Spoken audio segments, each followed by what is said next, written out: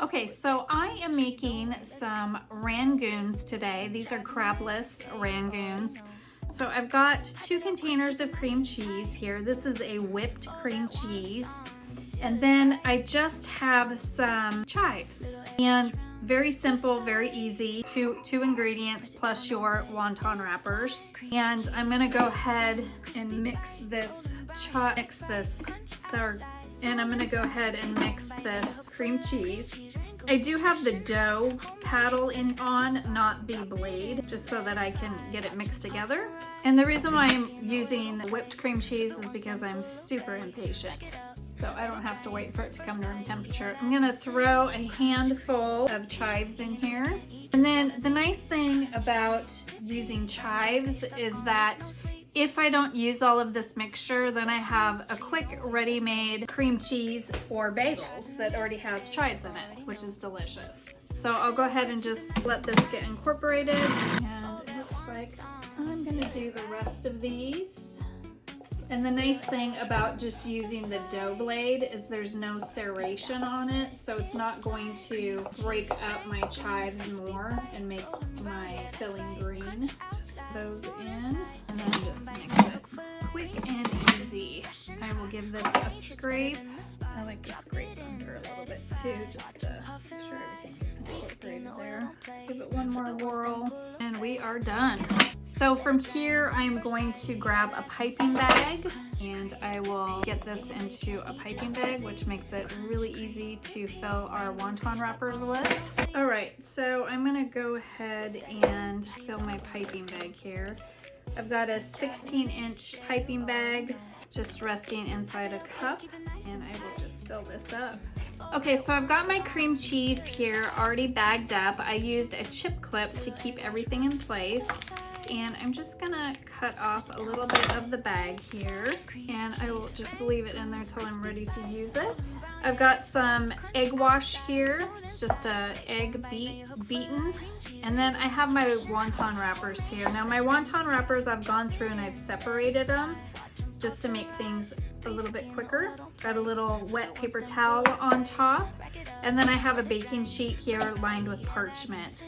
So I will make up all of my wontons, and then depending on how many people are eating that night, I will fry up based on however many people are gonna eat. Otherwise, I'll freeze them and then just pull them out when I want to bake some up.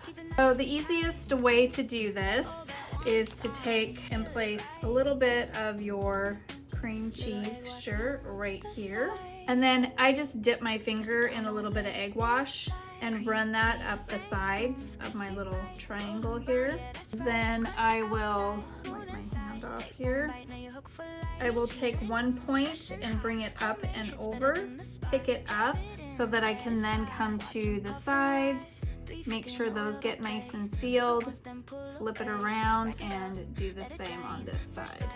So I just leave them in triangles. You could get fancy with them if you want, but that is how I do it. It's quick and easy. You can also do these with fresh Dungeness crab. I'll do that as well. When I make lumpia, if I have any leftover filling, I'll just use the wonton wrappers to make some quick little bites. So lots of ways you can use these little wonton wrappers, like so. So now I've just got many more of these to fill. So just keep going. And like I said, you could freeze these. If you're gonna freeze them, I recommend that you do it on a baking sheet.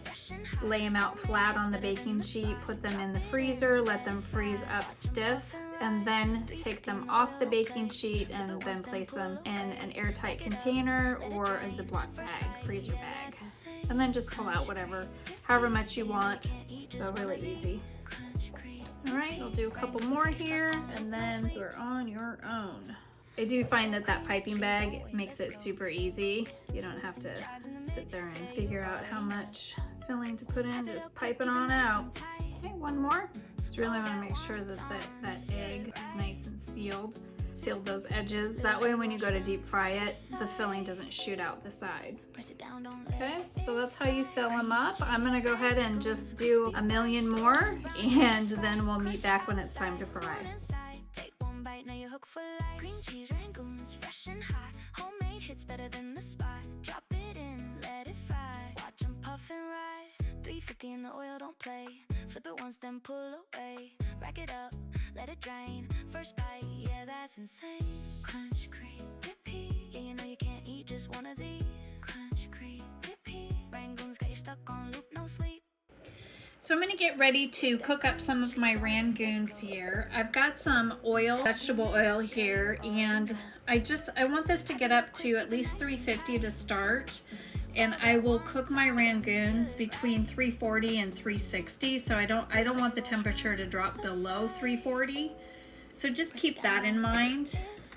I've also got a baking sheet here that has a wire rack and some paper towels and a spider strainer so that I can lift them out, put them on here, and let them drain. So I'm just waiting for my oil to heat up and then we'll be ready to fry them up. Okay, so our oil is bouncing around a little bit between 349 and 351. Looking like it's holding steady at 351. I'm going to go ahead and take some of my rangoons here and I'm going to go ahead and drop them down. And this is going to go pretty quick. I don't want to crowd my pan, so I'm going to do like maybe 4 at a time. And it only take a few minutes. And I'll just kind of flip them around. I do want them to get a little bit golden brown. Kind of fun. So you can see my thermometer over here is bouncing around between about 345 and 347. So we're doing good. I don't need to adjust my heat yet. Alright, whoops. Well, that one busted open. That's okay. That's our cream cheese. And that will happen every once in a while. You'll get one that has a little bit of a blowout. And I'm just going to keep going. Flip it once, then pull away. Rack it up, let it drain. First bite, yeah, that's insane. Crunch, cream, repeat. Yeah, you know you can't eat just one of these.